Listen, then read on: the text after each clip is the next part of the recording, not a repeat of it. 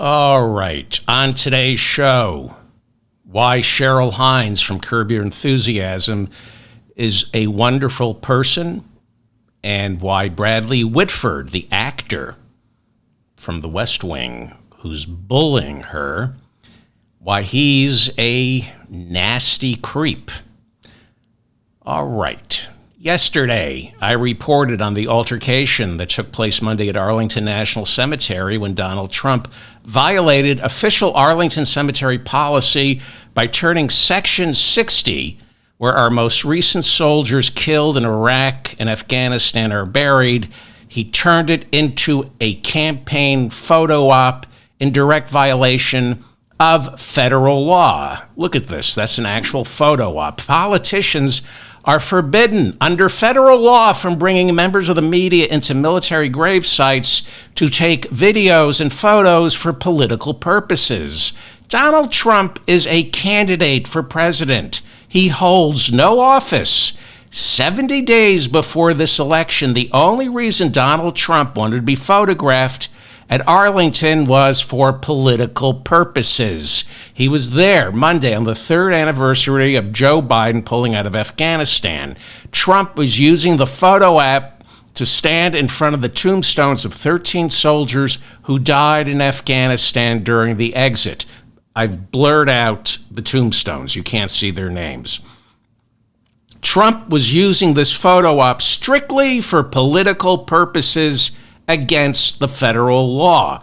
When Arlington officials were learning more about this, a woman tried to stop Trump from staging the photo op, members of the Trump campaign and employees of Arlington Cemetery, including a woman, reportedly got into a shouting and shoving match that resulted in a police report being filed. Trump, however, got what he came for, his photo op. I talked about it all on yesterday's show, but we're getting new reporting on what actually transpired, and the fallout from all of this is positively incredible. But again, just when you think Donald Trump couldn't get any worse, he fracks deeper and deeper into hell. The New York Times reports this morning that the family of a Green Beret, a recipient of a Silver and Bronze Star, the father of 3 children who was buried at Arlington. There are reports his family is now furious that Trump's photo op included pictures of his tombstone. That Green Beret was buried there because he committed suicide after serving 8 combat tours, 6 of which were in Afghanistan, according to reporting in the New York Times this morning. After the shoving incident between a woman and Trump campaign officials, a woman working for Arlington Cemetery called the police to complain that she had been physically pushed aside by Trump campaign officials, but she later decided against pressing charges against those Trump campaign officials. Why? Because, according to the New York Times, the woman was afraid that would lead to retaliation from Trump supporters. Stephen Chung, Trump's official campaign spokesman, called the woman who filed the complaint, called the woman who works at Arlington Cemetery. He called her mentally ill, accusing her of suffering from Trump derangement syndrome, unquote, mentally ill, because Trump's official campaign spokesman, Stephen Chung, is the epitome of mental health. By the way, as you know, I alter photos. I paint with video now. It's part of my mental health. See, this picture of Donald Trump, I painted that. This video of Trump talking, I painted that. I'm learning how to paint videos. And some of you don't like seeing this, but this is how I cope. This is how I remain sane 70 days before the election. This picture of Trump, I did that. I could probably have a much better show if I spent less time learning After Effects and Photoshop, but I'm sick, and this is a healthy outlet for my aggression. But this This is a real photo of Donald Trump's official campaign spokesman, Stephen Chung. I didn't alter it. I'm not trying to be cruel, but Stephen Chung looks like Donald Trump before hair and makeup. Trump after hair and makeup. Trump before hair and makeup. Trump after hair and makeup. Trump before hair and makeup. Okay, that's Trump's official campaign spokesman. Don't think Donald Trump has to worry about Stephen Chung jumping ship to host his own show on Fox News. Don't think there are any television shows in Stephen Chung's future, and I think that's why Trump hired him. This guy isn't going anyway. Anyway, he's not going anywhere. Did I say anyway? Anywhere. Stephen Chung, the official campaign spokesman for Donald Trump, called the woman who worked for Arlington Cemetery, who was allegedly assaulted by Trump campaign officials, he called her mentally ill. I swear to you, I didn't alter this photo. And I have to tell you that because there are new rules regarding altering content, pictures, voices of political figures, videos. You have to identify the alterations. This is an actual photo of Stephen Chung, Trump's official campaign spokesman. And I know this isn't politically correct, but do you have to be politically correct when attacking the enemies of political correctness? People say, well, when you attack Stephen Chung, then you're no better than he is. Hey, I'm a socialist. I don't think I'm better than anybody. We're all equal, and I'm pointing out that Stephen Chung looks like one of my swollen testicles specifically because I don't think I'm better than he is. I'm not sinking to his level. I was born there. This is Chris LaCivita, Trump's campaign manager. Wait, did I alter this photo? I can't remember. To be on the safe side, let's just say this is an altered photo. It must be. Wait, do we have any other photos of Trump's campaign manager, Chris LaCivita? Let's put up one that I didn't alter. Okay, I did not.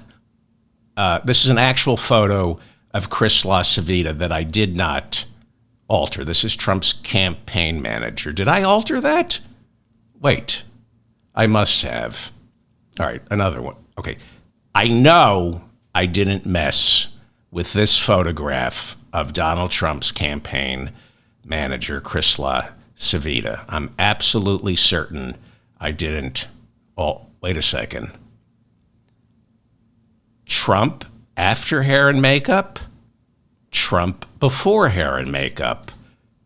Trump after hair and makeup? Trump before hair and makeup? Anyway, Trump's campaign manager, Chris LaCivita, was there at the photo op at Arlington. He called the woman who got shoved, quote unquote, despicable. This is a woman who got shoved. She works for Arlington Cemetery. She was enforcing federal law, and she got allegedly shoved by Trump campaign officials. And Chris LaCivita, Trump's campaign manager, said that she was, quote unquote, despicable, adding, quote, she does not deserve to represent the hallowed grounds of Arlington National Cemetery, unquote. Yes, the hallowed grounds, where under federal law, Donald Trump and his campaign manager, Chris LaCivita, are forbidden from using as a campaign photo op, but they pushed forward anyway. As I mentioned on yesterday's show, Trump's campaign manager, Chris LaCivita, was behind the swift boating of Senator John Kerry back in 2004, when John Kerry was the Democratic nominee running against George W. Bush. Chris LaCivita made his bones convincing just enough low-information Republican voters, like there are any other kind. He convinced them that John Kerry, who served in Vietnam, was actually a coward who didn't deserve his 3 Purple Hearts, while George W. Bush, who dodged the draft by serving in what was called the Champaign Unit of the Texas Air National Guard and ended up AWOL, missing from the Texas Air National Guard. Chris LaCivita, by swift boating, convinced everybody that George Bush, the AWOL draft dodger, was the hero and John Kerry was the coward. That's what swift boating is. That's what Chris LaCivita, Trump's campaign manager, invented. It's all about finding your opponent's strength and attack it head on by spreading lies. What is John Kerry's strength? Bronze Star, Silver Star, War Hero, 3 Purple Hearts. George Bush, AWOL in the Texas Air National Guard. You go for the head. You go for their strength by spreading lies. And because Donald Trump never served in our military, he needs an attack dog like Chris LaCivita to look for someone's strength, whatever it is, and spread lies about that strength, right? Trump needs and loves attack dogs who are bullies, like J.D. Vance. I painted his face. This is what J.D. Vance sees when he looks in the mirror. But I painted that. Like J.D. Vance. Vance is Trump's new attack dog. Traditionally, being the attack dog is the job of a running mate in the lead up to an election. The attack dog, the vice president, the running mate, is supposed to attack the other side to say the things the candidate topping the ticket would find too undignified to say. So, how does J.D. Vance find things to say that are even too undignified for Donald Trump? Well, you got to give J.D. Vance credit. He is rising or sinking to the occasion. He's actually out-Trumping Trump. I mean, as far as being despicable on the campaign trail, Vance is doing great. Here is... It is amazing to me. Here is J.D. Vance Wednesday at a campaign stop in Erie, Pennsylvania, defending Trump's photo op at Arlington Cemetery. Now, it is amazing to me that you have apparently somebody at Arlington Cemetery, some staff member, had a little disagreement with somebody. A little disagreement with somebody. It was a woman who didn't have a disagreement. She was allegedly shoved, allegedly physically assaulted, and is afraid to press charges because Trump supporters are notorious for doxing and threatening the life of anyone who challenges Trump. We all know this. Judges, prosecutors, court officials are constantly getting swatted and are inundated with death threats. So she didn't press charges. She wants her name out of the paper. Go on, attack dog J.D. Vance. The media has turned this into a national news story. No, your boss, Donald Trump, turned sacred, hallowed ground into a national news story. He campaigned in Arlington. He campaigned in Arlington Cemetery in direct violation of federal law. And one of his campaign officials allegedly assaulted a woman working at Arlington Cemetery. And this woman is too frightened of Trump's thugs to press charges. Continue, J.D. Vance. I altered his face for my own mental health. Continue, J.D. Vance. You know what I think our veterans care a lot more about? What do our veterans care more about, J.D. Vance? Not using their fallen buddies' tombstones as campaign photo ops? Maybe they care about opportunistic private equity managers like J.D. Vance who want to implement the parts of Project 2025 that privatize the VA.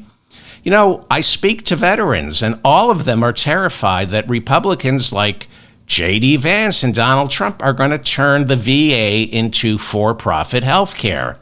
I'm pretty certain that's what our veterans care most about. Did I get it right, J.D. Vance? Is that it? That Kamala Harris's VP nominee lied about his military service. I think that our veterans care a lot more about that. Oh, I'm sorry. See, they're swift-boating Coach Waltz. They're accusing him of lying about his military service. This is swift-boating. Coach Waltz served 24 years in the National Guard, leaving as a command sergeant major, which is the highest rank a non-commissioned officer can reach. He retired in 2005 to run for Congress after 25 years in the military.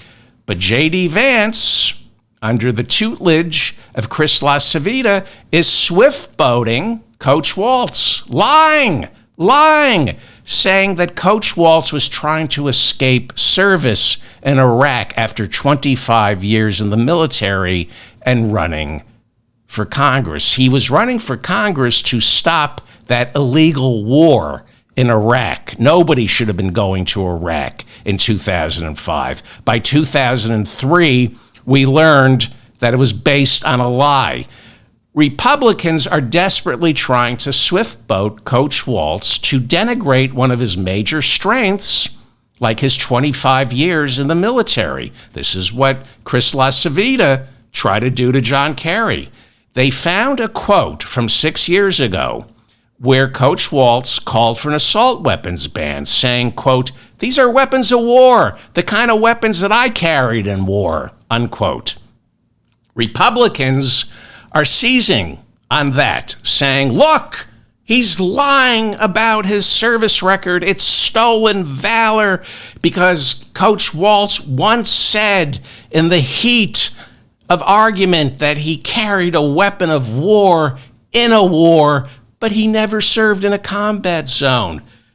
That's what they're going for. This is what they have. It's all they have. It's an act of desperation. By the way, J.D. Vance likes to talk about his service in Iraq. He was a Marine. He enlisted, and he was sent to Iraq, where he served inside the Green Zone as a public relations liaison, writing press releases.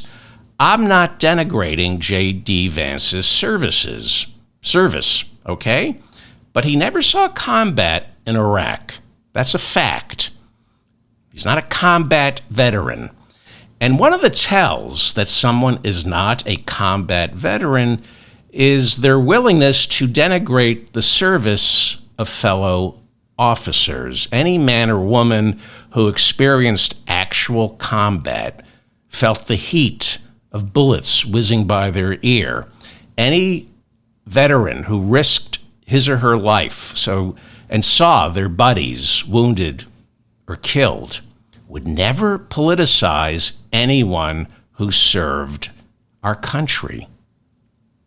Then again, Senator John Kerry received 3 Purple Hearts in Vietnam, and he did see battle. And when he accepted the Democratic nomination 20 years ago, when he opened his acceptance speech, the first words out of his mouth mocked George W. Bush for being AWOL from the Texas Air National Guard. John Kerry opened his speech by saying, "My name is John Kerry, reporting for duty." And he saluted. It was hysterical. He was slamming George W. Bush. He was saying, the guy who led us into war in Iraq is a draft dodger. I served in Vietnam. I will end this war. So, anyway, Republicans are desperately trying to defile Coach Waltz, who just might be a saint. I mean, Coach Waltz is like a character Aaron Sorkin invented for a really crappy movie about a vice president who becomes leader of the free world. Coach Waltz looks and sounds like he was invented in a Hollywood writer's room by a bunch of hacks. He's way too perfect. And Republicans are desperate. This is Jim Comer. I painted his face. Minnesota. Hang on. This is, what are you doing here? This is Jim Comer. I'm going to play Jim Comer. I painted his face. Here is James Comer, the Republican chairman of the House Oversight Committee, who, believe it or not, is still trying to impeach Joe Biden. I swear to you, here is Jim Comer on Fox News questioning Coach Walz's loyalty to America because, and I wish I were lying, he can't be loyal to America because he's from Minnesota. Here is Jim Comer, who never served in the military, questioning Coach Walz's loyalty to this country. That would be Coach Walz, who served 25 years in the military. Take it away, Jim Comer. Look, Minnesota is not your normal state where Tim Walz is governor. I mean, great people in Minnesota, but you also have, a huge population of residents in Minnesota that have come from other countries and have various different ideologies that don't really respect capitalism. And we're concerned about that because we have the strongest economy in the world. Because Coach Walz is the governor of Minnesota, and some of the people living in Minnesota are immigrants who may not like capitalism. That means Coach Walz is unqualified to serve as vice president. Well, apparently the other attack on Coach Walz is he visited China several times. And Jim Comer, the Republican chair of the House Oversight Committee, I painted his face. Jim Comer is now claiming that Coach Walz was groomed by the Chinese government. He's literally saying that. He's saying that Walz was groomed by the Chinese government to inject communism into our system. And Jim Comer, House chair of the Oversight Committee, Jim Comer says as a teacher, Walz took students on tours of China, which is true. And that means, according to Jim Comer, Coach Walz was grooming children to become communists because as a teacher, he supervised these teen tours of China. Jim Comer is calling him a groomer. Go on, Jim Comer. Are you going to? Oh, come on. And this is what Tim Walz appears to believe. And we know he's taken students to China and tried to teach them that China's doing things the right way. These people are so stupid, so craven, so evil. I know I get complaints. Stop painting their faces. It's distracting. How else can I cope with these homunculi? These people are stupid, evil, and if I can't paint their faces, painting their faces calms me down. Okay, you know what, though? I stand corrected. I made a mistake about Jim Comer, Republican chairman of the House Oversight Committee, who is accusing Coach Walz of grooming children to become Chinese spies because he's from Minnesota and there are a lot of immigrants living in Minnesota that don't like capitalism. Well, I made a mistake. I pointed out that while Coach Walz served 25 years in the military, Jim Comer never saw any fighting, and I was wrong. The Courier-Journal reported back in May of 2015 that Marilyn Thomas, who attended Western Kentucky University with Comer in the early 1990s, dated Jim Comer for 2 years where he physically assaulted her. So I apologize. Jim Comer did see some fighting. According to Marilyn Thomas, she told the Courier-Journal that Jim Comer was often physically and emotionally abusive and was especially aggressive towards her after Jim Comer drove her to an abortion clinic and she used his real name when filling out a form to prove she had an escort to drive him home. Yeah, apparently, at least according to Marilyn Thomas in the May 4th edition of the Courier-Journal, you can look it up, Jim Comer physically abused her because she left a paper trail proving that Jim Comer drove her to get an abortion. That's pretty bad, to physically abuse your girlfriend after she just got an abortion. But I don't judge.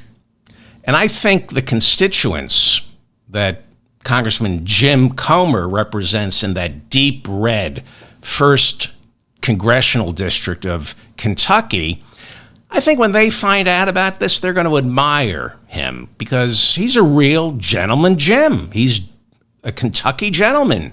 Gentleman Jim Comer, because he got his girlfriend pregnant, and then being the Kentucky gentleman he was, he drove her to the abortion clinic.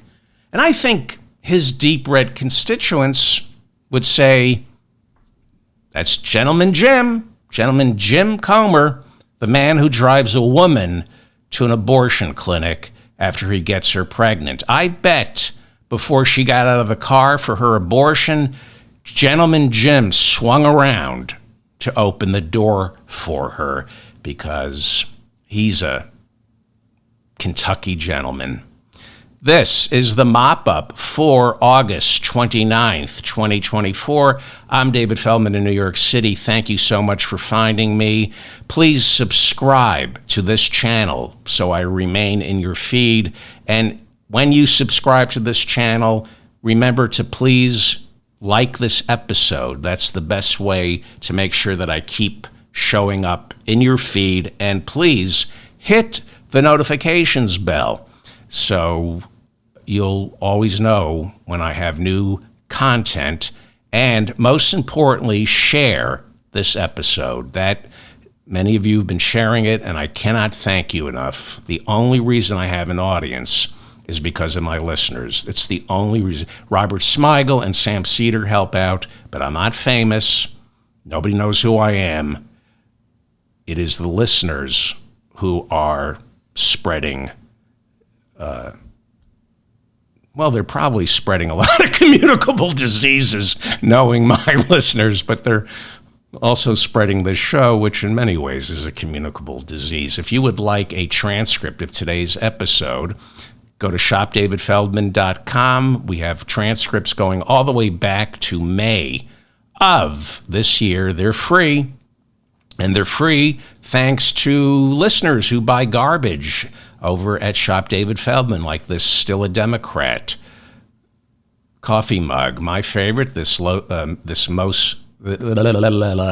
my Made in Los Estados Unidos coffee mug. There's the mug of Albert Einstein saying, I'm surrounded by idiots. There's the map that I made showing that it's impossible for Kamala Harris to lose, so I put it on a coffee mug. For my sister, it's the worst case scenario map. If she bottoms out, it's on the coffee mug. It's a souvenir of the 2024 presidential election. If she bottoms out, she's still going to get 270 electoral votes, and that's all you need. And if you want to break my heart, pick up the chef's apron that says, I hope you're in the mood for diarrhea. If you want to remind me who I really am, pick up I hope you're in the mood for diarrhea chef's apron. It is my biggest seller. And leave a comment. I read all your comments. And correct me. Please get the transcripts. Pour over it. If I made a mistake, correct me. Robert F. Kennedy announced on Wednesday that his wife doesn't endorse Donald Trump, that she is not voting for Donald Trump, and he told the bullies to lay off of her. Apparently, the internet is beating up on Cheryl Hines, wife of Bobby Kennedy Jr., because she's refusing to divorce her husband after he endorsed Donald Trump last Friday. How unusual. The internet beating up on a female actress that's so unlike Twitter. You know, I hope attacking women online doesn't turn into a thing.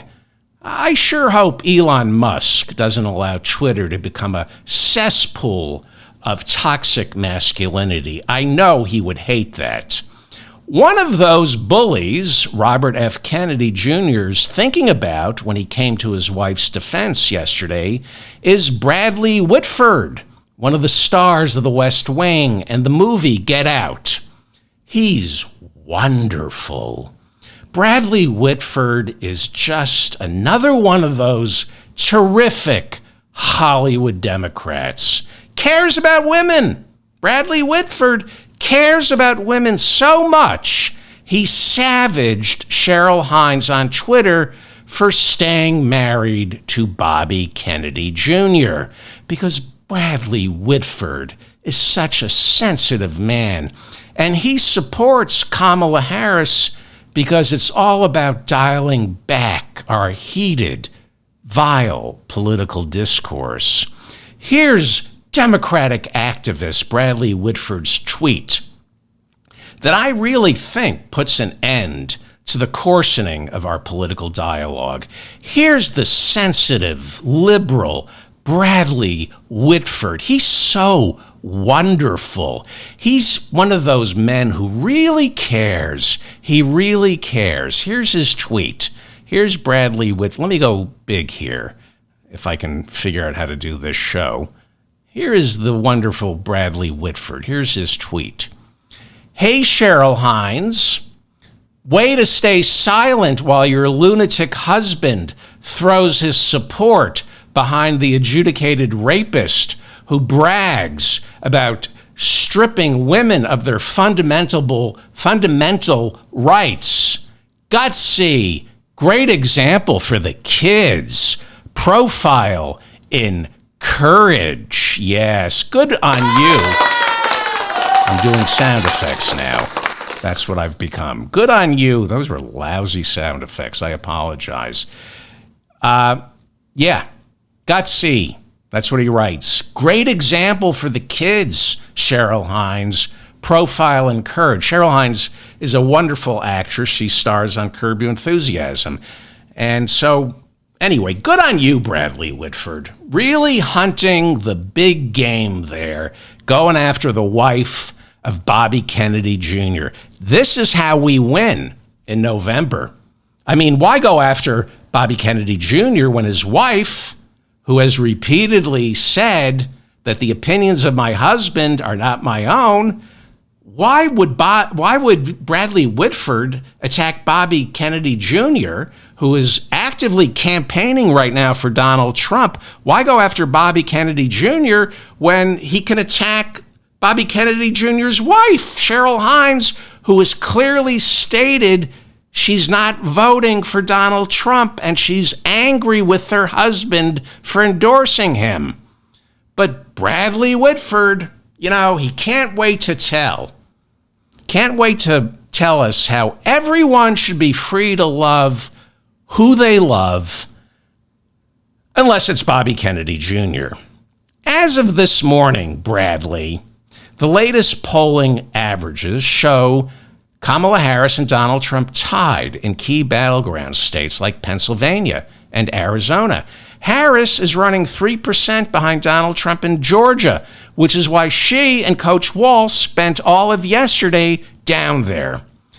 But Bradley Whitford, the actor and Democratic activist, is busting the electoral map wide open for the Democrats by going after Bobby Kennedy's wife, the actress Cheryl Hines, because that's precisely how you win in November. Good on you, Bradley Whitford, because if I'm not mistaken, much of Barack Obama's 2008 landslide can be attributed to television actor David Caruso trashing Cindy McCain for staying married to John McCain. That's how Obama won, because people like David Caruso trashed John McCain's wife. That's not true. Just thought I'd say that. But Yeah, this really, good on you, Bradley Whitford. This really is going to get Kamala Harris elected, attacking Bobby Kennedy Jr.'s wife. Whitford, in the tweet, calls Kennedy a lunatic. And kind of insensitive for a liberal Democrat to call somebody a lunatic, because Kennedy is. And you shouldn't make fun of the mentally ill. What we've got going with Bobby Kennedy Jr. is a mental health issue, not a marital one. Bobby Jr. Kennedy, I mean this, is not well. That's why he's endorsing Donald Trump. Leave Cheryl Hines out of this, Bradley Whitford, you coward. And by the way, my listeners who know me, they are fully aware that I'm for the politics of personal destruction. I'm all in on attacking the husbands, the wives, and the children, especially the children of horrible people. I believe wives, husbands, children, parents should be shamed into disowning horrible people in their lives. I think they should be shamed into changing their last names and or filing for divorce. I'm the first one to say Jenna Bush shouldn't be allowed to host the Today Show unless she changes her last name, because her father is a war criminal.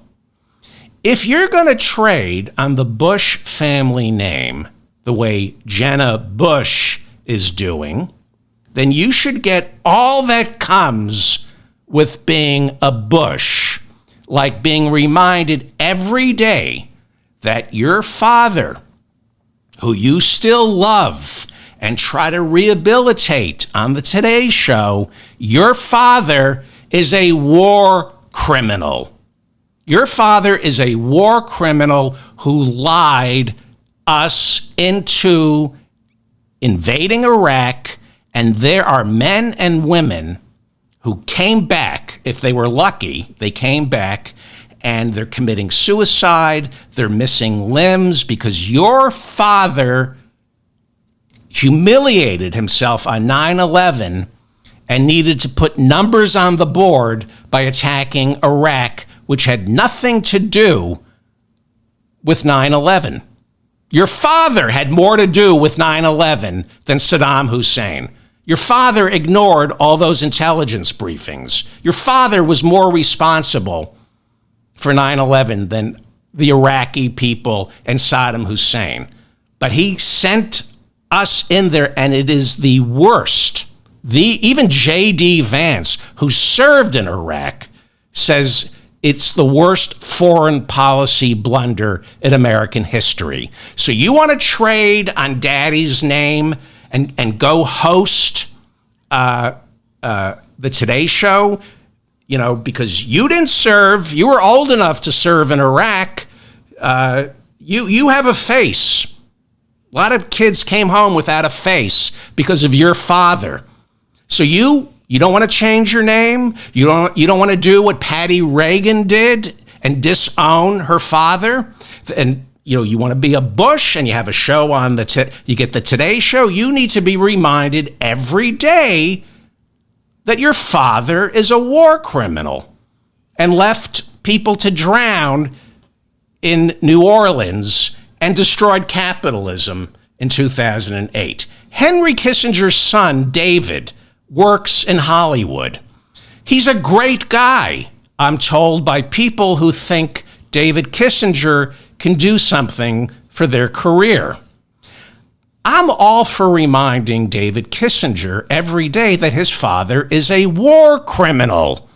The Christmas bombings of Hanoi, the illegal invasion of Cambodia, Indonesia, Allende, David Kissinger's father is a war criminal and needs to be reminded every day that the name you're trading off of is synonymous with war crimes. If you keep the Kissinger name, David Kissinger, and you want to enjoy all the perks that come with being a Kissinger, like, probably easy admittance into Harvard or wherever David Kissinger took up space, if you refuse to disown your war criminal father, who I believe abandoned your mother for a younger woman, if you want to trade on the Kissinger name and try to rehabilitate your father's image,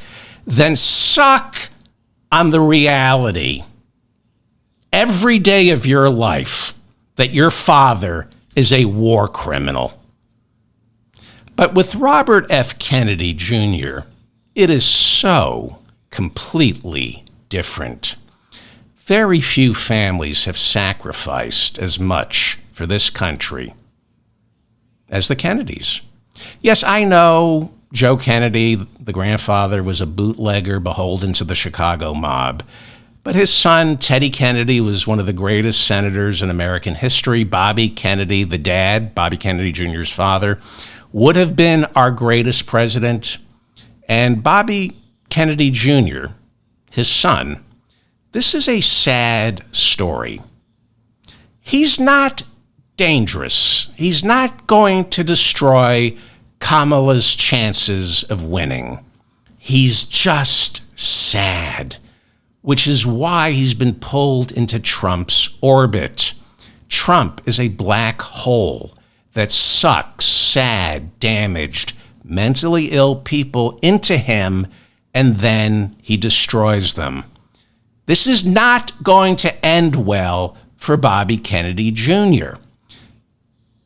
Bobby Kennedy Jr. is going to have zero effect on this election. He's even taking his name off the ballots in key swing states. He's not a spoiler. He's just spoiled. He's a bad carton of milk way past its expiration date. But isn't this so typical of shallow-minded, self-righteous Hollywood actors like Bradley Whitford, who should stick to opening their mouths only after a writer hands them a script? Instead of focusing on the issues, instead of focusing on getting Kamala Harris elected, simpletons like Bradley Whitford are on constant lookout for convenient scapegoats to blame if their candidate somehow loses. And with Bradley Whitford, it's not even Bobby Kennedy Jr.'s fault. According to Bradley Whitford, if Kamala loses in November, it will be the fault of Bobby Kennedy Jr.'s wife, the actress Cheryl Hines, because she committed high treason by loving her husband. And I'm going to say something that a lot of you are going to disagree with. How can you not love Bobby Kennedy Jr.? He's Robert F. Kennedy's namesake, and I'm being serious here. And Bobby Kennedy Jr., up until recently, was one of my heroes. I remember meeting Bobby Kennedy Jr. at a fundraiser in 2008, and my heart skipped a beat. This is sad. His entire family has turned against him. There's something seriously wrong with the boy's noggin. And believe it or not, Bradley Whitford, you can actually love someone who is a little off or has different politics than you, especially when that person is going through what is so obviously a mental health crisis. Again, I'm all for the politics of personal destruction. Have at it. But when it comes to affairs of the heart, some Americans actually don't care who you vote for. In fact, opposites attract. And I know I sound like Barack Obama with that there's no red state, blue state crap, we're all the same. We're not all the same. People who support Donald Trump are mentally ill or they're Nazis. But sometimes you fall in love with someone who has polar opposite beliefs because it makes for more interesting dinner conversation. It makes for the kind of sex that I can only pay top dollar for people to perform in front of me while I pet my Bengal cat, Gary, and whisper, please continue. You're doing great. Please continue. Isn't this fun, Gary? One of my listeners told me they have a dog named Gary, which made me laugh really hard. And then I thought, the only thing funnier than a dog named Gary is a Bengal cat named Gary. Gary. Again, personally, I hate anyone who's even thinking about voting for Trump. But when Cheryl Hines fell in love with Bobby Kennedy Jr., he was one of our nation's leading champions for the environment. Bobby Kennedy Jr. was an American hero up until recently.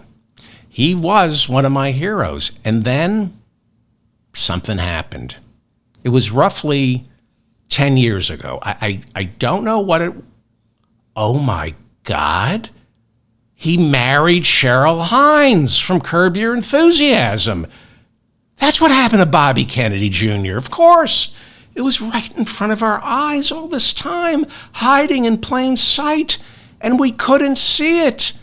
But Bradley Whitford saw it. Cheryl Hines is the one who destroyed Bobby Kennedy Jr. She's the real brainworm, putting crazy ideas into his head. I apologize, Bradley Whitford. You're absolutely right. Before Bobby Kennedy met Cheryl Hines, he was perfectly normal. And now look at him. He's a Trump supporter. Look, Bobby Kennedy is clearly mentally ill. He's suffering from some unresolved trauma from his youth. And I don't know what it could possibly be. But I've heard he experienced something tragic at a very young age. What that was completely escapes me at the moment. I don't remember precisely what it was, but I know it was traumatic. I can't remember what it... Oh, yeah. Both his father and his uncle were brutally assassinated, and his mother, Ethel, was left with something like 400 children to raise on her own. So maybe America owes it to Bobby Kennedy Jr.'s father to cut his son a little slack. Is he dangerous? Only if you're stupid enough to believe him. He's Robert F. Kennedy's son. People need to be reminded he's sick in the head, and everything he says is now a reflection of his brain not working properly. But do not attack Cheryl Hines for loving him. Imagine how much crazier the shit Bobby Kennedy would be spewing right now if Cheryl Hines didn't love him. Bradley Whitford has no problem using Cheryl Hines as a punching bag, accusing her of having, read the tweet, no guts, no courage. Look, in the tweet, he writes, gutsy, real Profile in Courage there. Profile in Courage is the book that John F. Kennedy wrote. Well, Theodore Sorensen wrote it, but Jack Kennedy put his name on it. But let's attack Cheryl Hines, the wife. Really brave, Bradley Whitford. Mr. Let's smash the glass ceiling for Kamala. Yeah, real brave. He would never go after the big game in Hollywood like this rancid turd, Barry Diller. Yeah, real man there, Bradley Whitford. Real men beat up on other men, not the wives of people you don't like. You want to be a man, Bradley Whitford, beat up on Barry Diller, who's one of the huge Hollywood donors, along with Jeffrey Katzenberg, David Geffen, and George Clooney, who bundle all these big donations that come from Los Angeles, Silicon Valley, and Wall Street. These are the turds who, along with Democratic insiders like Nancy Pelosi, played a primary role in Joe Biden being forced to step aside and Kamala stepping up. Now, I was wrong, and they were right. She's a much better candidate than Joe Biden. But their money and influence comes with a huge price, because people like Barry Diller are ultimately bad for the Democratic Party. They're bad for the working class. They're bad for unions, and all they see when they look at the homeless is just another tax deduction. Hey, look at me, I'm Barry Diller. I paid for a vegan soup kitchen in Los Angeles. I deserve a parade. How about you pay your fair share in taxes and let the government build low-income housing, free housing, so we don't need your soup kitchens for the homeless? People like Barry Diller and this guy, Reid Hoffman, founder of LinkedIn, they, as Democrats, are far worse than Bobby Kennedy Jr. because people like Barry Diller and Reid Hoffman are working behind the scenes, making their financial support for Kamala Harris predicated on President Harris getting rid of Lina Khan, who Joe Biden appointed to head the Federal Trade Commission, one of Joe Biden's best hires.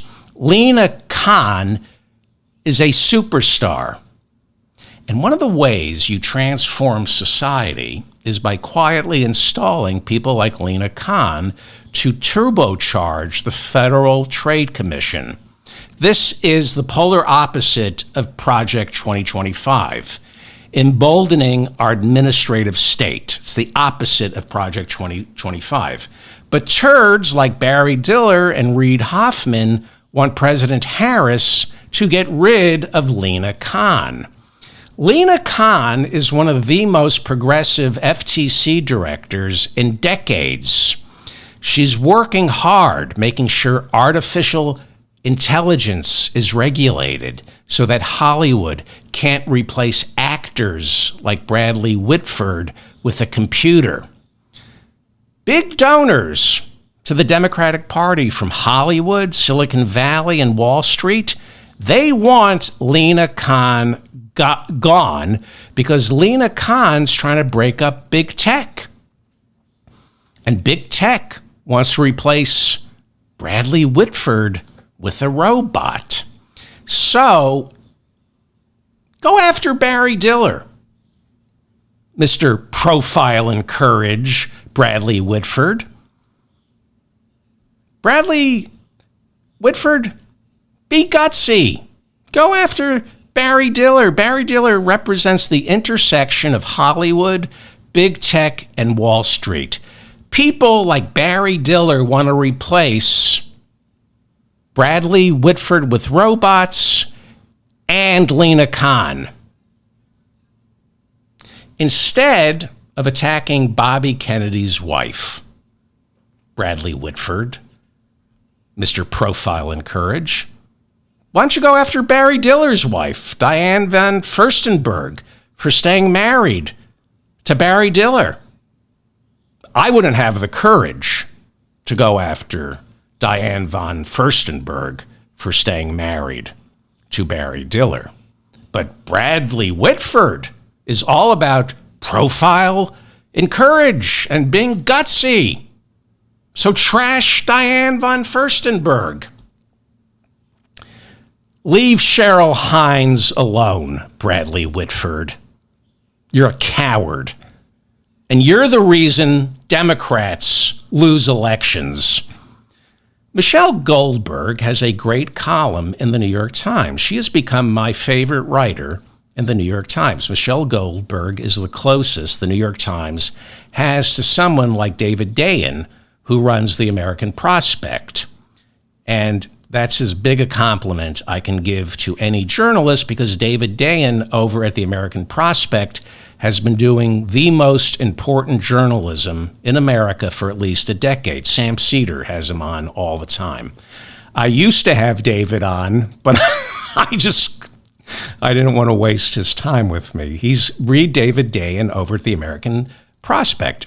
And Michelle Goldberg, read her over at the New York Times. Goldberg wrote over the weekend about the billionaire donors who are pressuring President Biden and soon President Harris to dump Lina Khan, the current head of the Federal Trade Commission.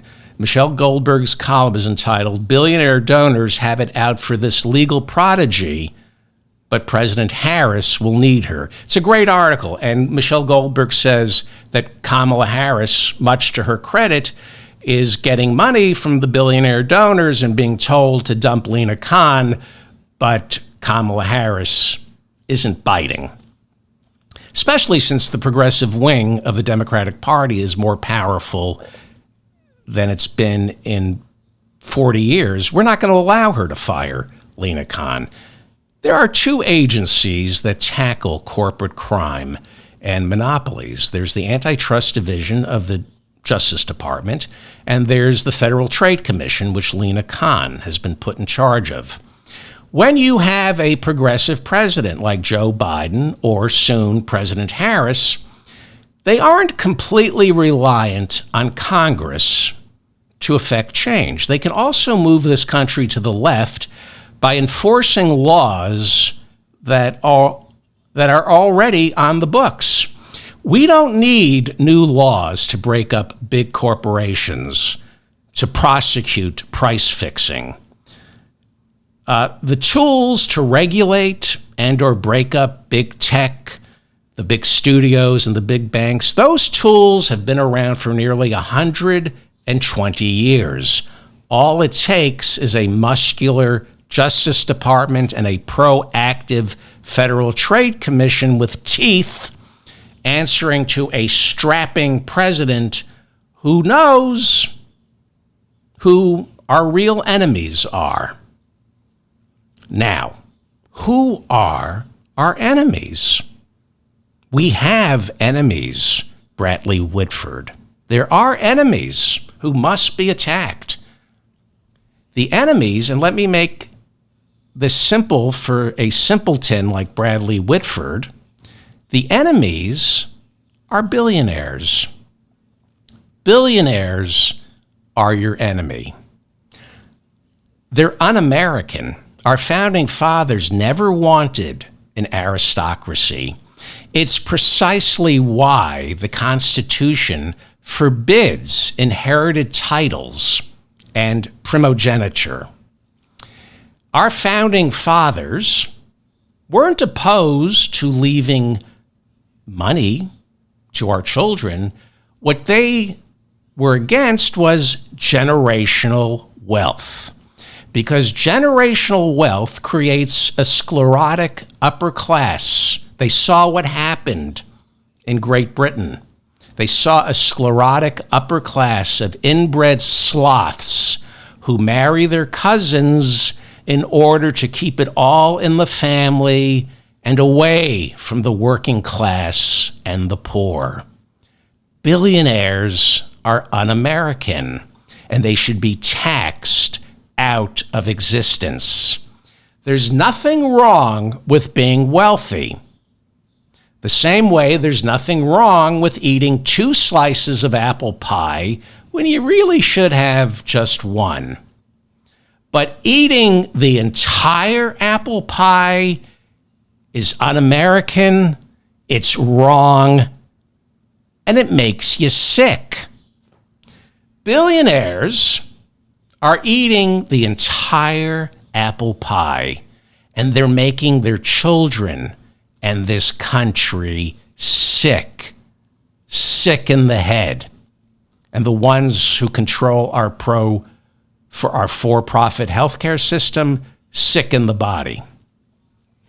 Because of billionaires, our values are completely twisted in knots here in America because the billionaires are controlling the narrative, defining patriotism, charity, religion. Their values permeate every nook and cranny of our society, from our public schools to our churches to our temples to our government, and it's making people sick in the head.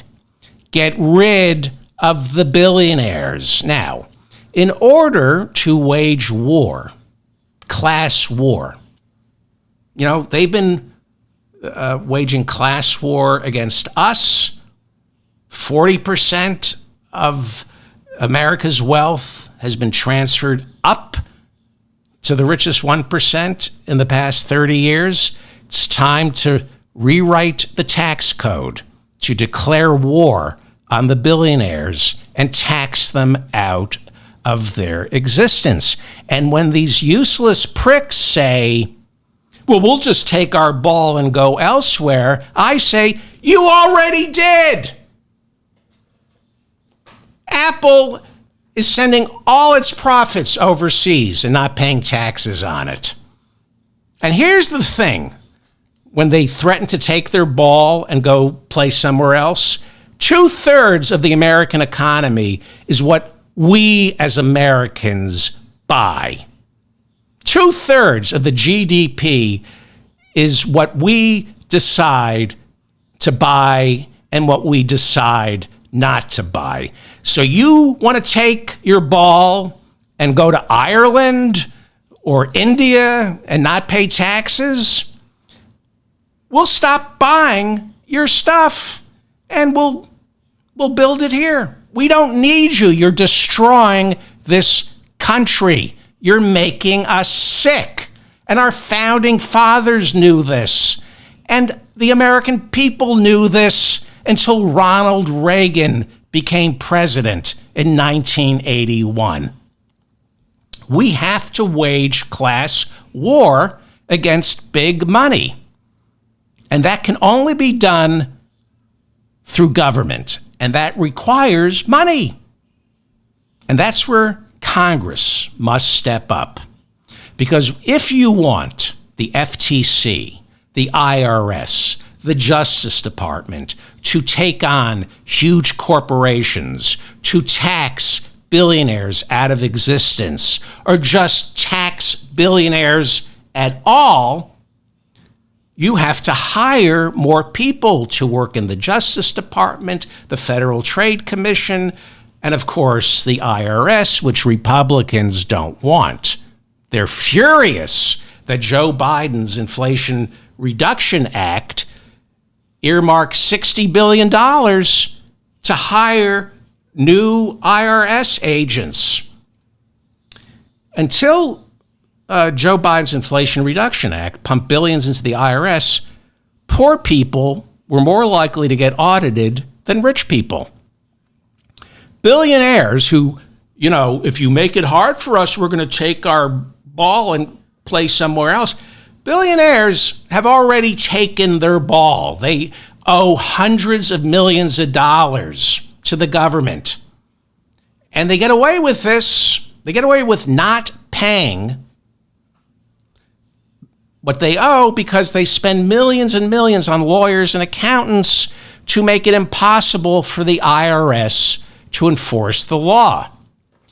And if Project 2025 ever went into effect, budgets for the Antitrust Division of the Justice Department and Lena Khan's FTC, as well as the Internal Revenue Service, would pretty much get zeroed out. Laws against price fixing, laws against monopolies, laws that insist you pay your fair share of taxes, they would all remain on the books, but it would be impossible to enforce them. Let me make this as simple as possible, what Project 2025 is. Imagine the mayor of a small town trying to fight crime without any police officers. Murder, break-in and entry would still be illegal, but the cops have all been fired. That's what Project 2025 is, because the people who wrote Project 2025 are criminals. They don't want law enforcement holding them accountable when they dump toxic waste into your reservoir. Michelle Goldberg, over at the New York Times, in her piece, Billionaire Donors Have It Out for This Legal Prodigy, but President Harris will need her. This is about the effort to get rid of Lina Khan. And that effort is the war against Lina Khan is being partly waged by billionaire donors to the Democratic Party. Michelle Goldberg over at the Times writes that Kamala Harris has already endorsed a bill proposed by Pennsylvania Democrat Senator Bob Casey. Bob Casey is a good guy, and so is Kamala Harris. She's not a good guy. She's going to be a good president. This bill would give the Federal Trade Commission, Lina Khan, an additional $1 billion to take on corporate crime, big tech, illegal mergers and acquisitions, and artificial intelligence. Now, we also need the courts to rule in our favor after big money billionaires sue the government. They take the FTC to court in the hope that their enforcement will be overturned. For example, President Biden, through executive order, has proudly eliminated non-compete clauses, especially for fast food workers who were forbidden from leaving their job at McDonald's in order to take a higher-paying job across the street at Burger King. Biden, through executive order with the stroke of a pen, eliminated this nonsense. But last week, a lower court overturned Biden's executive order. So now his executive order forbidding non-compete clauses has to wind its way through the courts, and it will take months, if not years, for President Harris to finally enforce this executive order, and that's assuming the courts don't overturn it, the same way they overturned Joe Biden's eviction moratorium and his attempt to forgive student debt. He's still forgiving billions and billions of dollars in student debt. He found a workaround, but the Supreme Court overturned an executive order that would have forgiven a lot more student debt. So, had there been legislation outlawing non-compete clauses, if Joe Biden didn't have to sign an executive order, had there been legislation outlawing non-compete clauses, it would be much harder, if not impossible, for the courts to reverse that. But since January of 2023, after Republicans took control of the House, we now have divided government. Since January of 2023, Joe Biden has only been able to get things done with the stroke of a pen, an executive order, and the Supreme Court then gets to decide. This is why you need to get to work for Jon Tester in Montana and make sure Kamala Harris, when she steps foot inside the Oval Office, she has both the Senate and the House. I keep repeating this. There are 7 Senate seats that Democrats must win.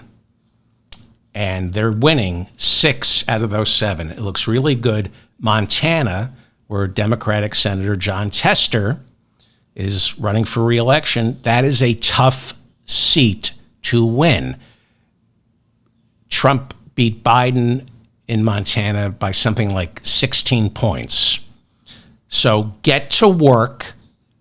Call Jon Tester's office, jontester.com, and do some phone banking for Jon Tester. Go to Montana and knock down doors for Jon Tester. Or then again, you can do what Bradley Whitford is doing and go on Twitter to trash Cheryl Hines for staying married to Bobby Kennedy Jr. Either way, I think that affects change. You can go work for Jon Tester to make sure that the Democrats keep control of the Senate, or equally valuable is Bradley Whitford's approach, which is taking to Twitter and trashing Cheryl Hines, who never said a bad word to anybody in her life. But she must be punished for loving Bobby Kennedy Jr. I mean, the Bradley Whitford approach, probably just as wise as phone banking for Jon Tester, which takes up a lot of time and you got to put on sneakers and knock on doors. Bradley Whitford, that's a lean and mean operation. You just go on Twitter and beat up a woman on Twitter. Something you never see on Twitter. You never see that on Twitter, Bradley Whitford. A woman getting trashed on Twitter. Good on you, Bradley Whitford, for breaking new ground. What a smart, wonderful actor and emotionally in tune human being you are, Bradley Whitford. Beating up on Cheryl Hines, one of the kindest, gentlest people in the world, which is why she married Bobby Kennedy. But maybe you're right and I'm wrong. And, if we lose the Senate to Republicans, we could always say it's because Cheryl Hines stayed married to Bobby Kennedy Jr. Up to you. You make the decision. Now,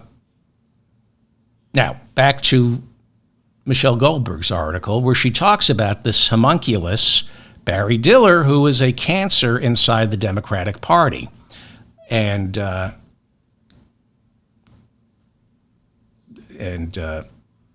Michelle Goldberg in the Times writes about this homunculus, Barry Diller. Quote, some wealthy Harris backers have called for Khan's replacement, Lina Khan, the head of the FTC, including the LinkedIn co-founder, Reid Hoffman, who donated $10 million to a Democratic super PAC this year. I talked about this guy, Reid Hoffman, billionaire donor to big tech donor, wants Lina Khan fired, okay?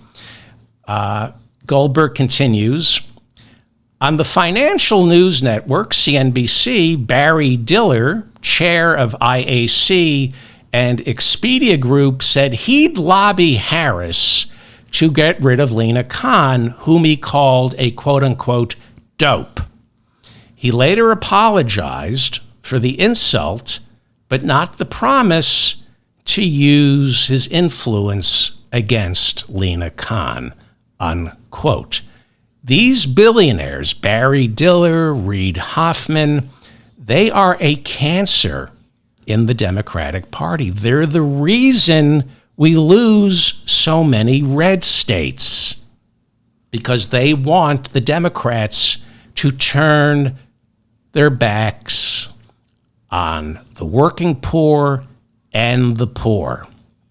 And just a heads up, by the way, on Maryland Governor Wes Moore. Now, he deserves your vote. Whenever he's running for office, Governor Maryland Wes Moore deserves your vote. But keep an eye on him. And keep an eye on Gretchen Whitmer, the governor of Michigan. She also deserves your vote. But keep an eye on them. You might remember I talked about that big summer meetup of Wall Street, Hollywood, and big tech that takes place every year in Sun Valley, Idaho. This is where Bill Gates, Warren Buffett, Jeff Bezos, Jamie Dimon, Bob Iger, all the people I have tremendous respect for. It's where Hollywood, Silicon Valley, and Wall Street get together each year to design new ways to create more people in America, to increase inequality in America. They get together each year to come up with ingenious ways to suck off the federal government's $6 trillion a year teat. The federal budget last year was $6 trillion. Government spending, when you add up state, local, and the federal government spending is like 40% of our economy. We're a socialist country. 40% of this country, 40% of our economy is government spending. But it's socialism for the rich because they convince us it's capitalism. There is no free market when 40% of the economy is government spending. But they want us to believe that there's a free market. Are you kidding me? It's why governors and politicians keep showing up to Sun Valley, Idaho for the summit of all these geniuses of the free market. Politics, as you know, is pay to play. The federal government spends $6 trillion a year. Maryland, the state government of Maryland, I don't know, they spend a couple of $2 billion a year. The Michigan state government, Gretchen Whitmer, her budget, couple billion. And so here's Maryland Governor Wes Moore in Sun Valley, Idaho, meeting with some billionaire. And whether you like it or not, and I like Wes Moore, you just got to keep an eye on him. You know, he's saying, I can throw government contracts your way, but I'm going to need donations. I'm going to need you talking me up as a potential vice president or future senator. You might remember Michigan Governor Gretchen Whitmer, who I like. I like her. But you got to keep an eye on her. When Joe Biden was sinking after the debate, he went out to Michigan to campaign. And Gretchen Whitmer wasn't there for him. The Democratic governor of Michigan, Gretchen Whitmer, didn't show up for Joe Biden when he was struggling. Instead, she was too busy in Sun Valley, meeting with all the billionaires, trying to win the money primary. And so was Wes Moore, the governor of Maryland. So were a lot of politicians. You might remember when I reported on this, I asked, what the hell are these governors and senators, these Democrats, what are they doing in Sun Valley, Idaho, hanging out with billionaires when we're in the middle of election season and Joe Biden is struggling? Well, they're fishing for campaign dollars. They're setting the stage for their next big move by trying to win the money primary. And this is what money in politics, this is what the billionaires do. They make the Democratic Party sick because they're a cancer. From Michelle Goldberg's piece in the New York Times entitled "Billionaire Donors Have It Out for This Legal Prodigy, but President Harris Will Need Her." From Michelle Goldberg's piece in the New York Times about Lina Khan, American hero. Michelle Goldberg writes about the wealthy billionaires, Democratic billionaires, trying to get Lina Khan fired. She writes, quote, "Because Kamala Harris's economic views seemed fuzzy and her ties to Silicon Valley are strong, some on the left are worried she might give in to the pressure.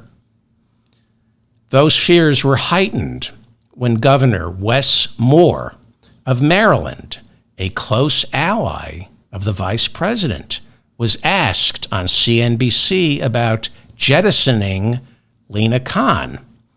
He suggested that President Harris might break from President Biden's aggressive approach to antitrust.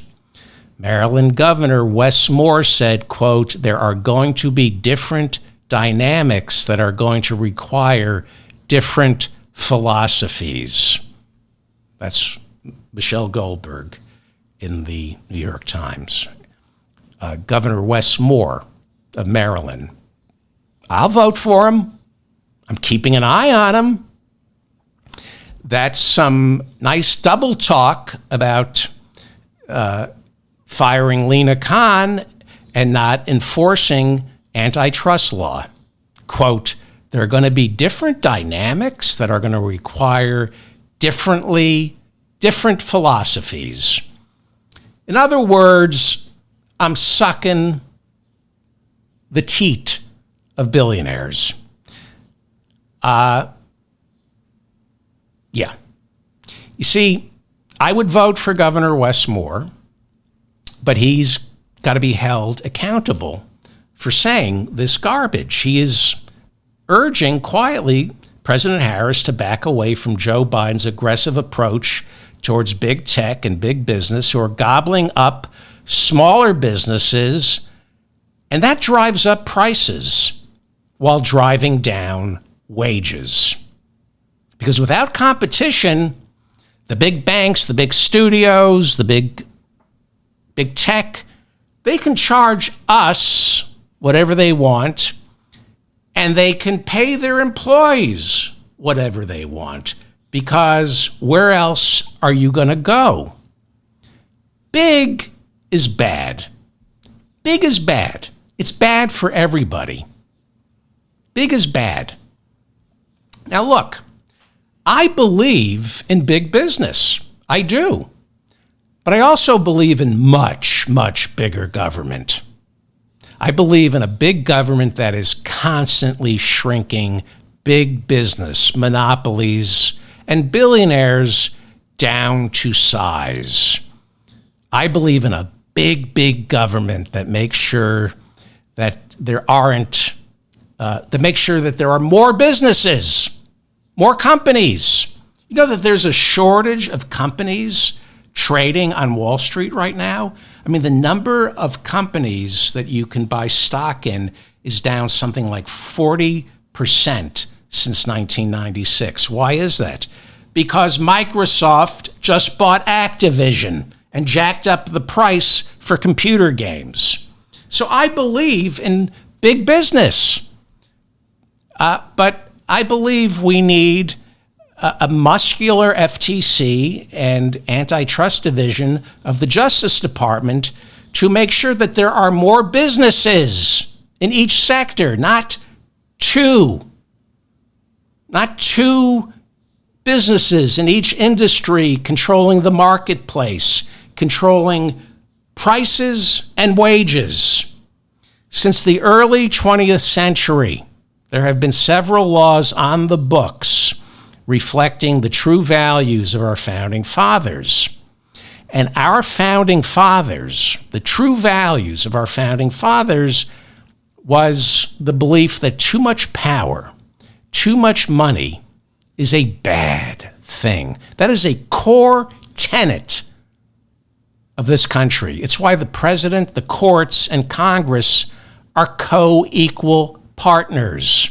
It's why numerous laws were passed in the early 20th century that said when a corporation gets too big, when a corporation gets too successful, when a corporation starts swallowing up the smaller ones, that success is bad for everyone, including the people who own that corporation. It's why there have been laws on the books for more than 100 years that compel the Justice Department and the Federal Trade Commission to break up big oil, big bank, big pharma, big tech, and put an end to any monopoly. But these laws are hard to enforce because the billionaires have captured our government. And here's the problem with billionaires. I know we have a lot of billionaires watching the show. I know billionaires are watching because billionaires are stupid. Billionaires are among the dumbest of the dumb. If billionaires were smart, Elon Musk wouldn't have purchased Twitter, and Bill Gates wouldn't have been hanging out with Jeffrey Epstein. They're stupid. They're ambitious. That doesn't make you smart. They have sharp elbows. That doesn't make you smart. They want power. That doesn't make you smart. It makes you stupid. They're stupid because they think the government breaking up a monopoly destroys their company and destroys their wealth. And that's stupid because billionaires are stupid. I'm going to wrap it up. Let me just give you a quick primer here on antitrust, because most people don't understand this. The government broke up AT&T. They got back together again. They're like Fleetwood Mac. They keep breaking up and getting back together again. Although now, unfortunately, it's a little tougher for Fleetwood Mac to get back together again. I love Fleetwood Mac. Anyway, so AT&T got broken up into little baby bells, and then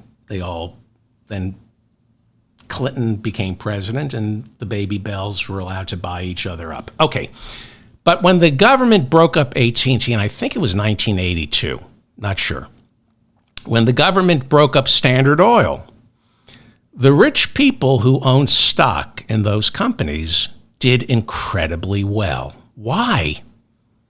They ended up owning stock in 10 new companies. When they broke up AT&T, they created the baby bells. I think there were 5 or 7. So AT&T stock was for widows and orphans. When they broke up AT&T, the widows and orphans went from having 1 share of AT&T to having 5 shares in, NYNEX, Pac Bell.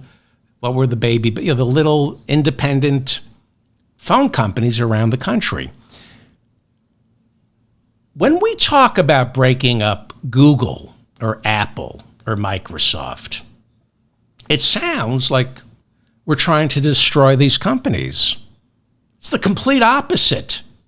We're trying to save them from themselves. If you were to break up, let's take Microsoft, that doesn't mean you're putting Microsoft out of business. That's how they spin it, because most Americans don't understand how this works. Understandably so. I'm not passing judgment. It's taken me years to even get an idea of how this works. When we say breaking up big tech, doesn't mean destroying big tech. If you're going to break up Microsoft,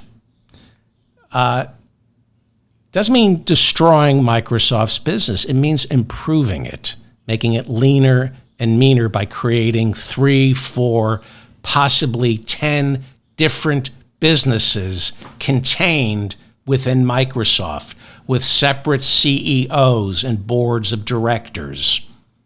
Separate companies, no collusion, different businesses. If you were to break up Microsoft, how would I do it? There would be a separate company that sells software. So if you own 1 share of Microsoft, now you have 2 shares. You have a share of Microsoft and the spinoff created by the Justice Department that sells software. And then there would be a separate company, completely unrelated, that sells cloud services. It's a big thing with Microsoft now. There would be a separate company. So now you get three shares of three separate companies. There would be a company that sells the computer hardware that Microsoft produces, another company that provides services in the growing field of artificial intelligence. There would be a separate company that manufactures and sells Xboxes, and there would be a separate company that manufactures the computer games to be played on those Xboxes, like not allowing Microsoft's acquisition, $70 billion acquisition of Activision to go through. You break it up. So if you own one share of think about the wealth that's created, okay? The parts are greater than the sum. You own one share of Microsoft, now you own 10, 12 shares of 12 different companies, which means you have greater opportunity to grow your wealth. Okay? That's how breaking up monopolies work. Nobody understands that. No, even politicians. I've spoken to politicians, and they get cross-eyed when I talk to them about this. When the government breaks up Microsoft, the people who own one stock in that company now own stock in all the new companies that have been created, and that increases the odds of billionaires getting even richer, because companies, when they get too big, when they get to a certain size, they collapse under their own weight. Breaking up big tech, breaking up the big banks and the big studios doesn't just create more companies, it also creates more jobs, lower prices, more competition, more opportunity, and more wealth for the people who own stock in the company that just got broken up. Everybody wins when you break up monopolies. It forces efficiencies and competition, and that creates wealth and opportunity for everybody. But billionaires fight this for two reasons. One is Jeff Bezos, if they broke up Amazon, he would go from being worth $1 trillion to $3 trillion. But when you got $1 trillion, $3 trillion, doesn't matter. What Jeff Bezos wants is power. Is power. He wants power. And when you break up Amazon, you're breaking up the baby that he created, and he has no more power. He wants power. But most importantly, the real reason corporate America and the billionaires are trying to block the government from breaking up monopolies is because billionaires are stupid, which is why billionaires must be taxed out of existence. And if you're not a billionaire, but you think I'm wrong, then you're stupid. I'm David Feldman, reminding you to stay strong and protect the weak. Thank you to Bob in the chat room. You've been listening to the mop-up for August 29th, 2024. I'm David Feldman. Please subscribe to my channel. Please like this episode. And of course, share it with whoever you can. That's if you want to help me, if you want to say thank you, please share this episode and go to work for John Tester. And be nice to Cheryl Hines. If you would like a free transcript of today's show, I mean, Who would beat up on Cheryl Hines? Bradley Whitford, you're just a D-bag. A D-bag. If you would like a free transcript of today's show, go to shopdavidfeldman.com. They're made possible. They're free because of my listeners who buy garbage like the Still a Democrat T-shirt and coffee mug, the Made in Los Estados Unidos coffee mug, the Albert Einstein coffee mug, where he says I'm surrounded by idiots, and then there's my worst case scenario map showing you why it's impossible for Kamala Harris to lose in November. I think it's a good souvenir of the 2024 presidential election. But if you want to hurt my feelings, gang up on me, join the mob, persecute me, and purchase the I Hope You're in the Mood for Diarrhea chef's apron. Did I cover everything? Yes, I'm doing more shows. As Coach Wall says, we'll sleep when we're dead. Go to work for John Tester, and I will see you tomorrow. I'm doing more shows. Thank you all for listening to me. I appreciate it. It means the world to me.